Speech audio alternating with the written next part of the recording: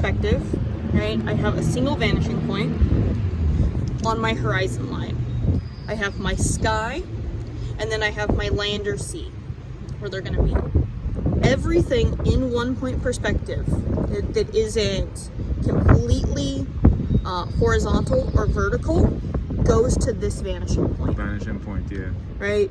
I could make, Stairway to Heaven up here, and it could go to my vanishing point where I'm watching it kind of come down. My road ends at my vanishing point, my tip. Why you can't use the upside down, the standard V that goes upwards? That's irrelevant, right? That honestly just, it's unnecessary. Mm-hmm. You don't need that like physical V here. Mm-hmm. Because if I did draw something up here, I could have it go this direction. Mm-hmm. But if I just want this to be the sky, it's unnecessary. Right. Right?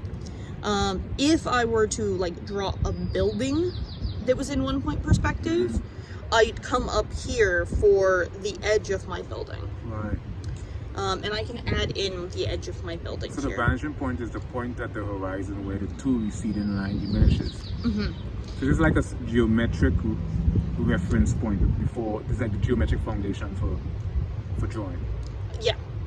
And what it's meant to do is replicate what we see when we're standing somewhere that has a one point perspective, like a desert road.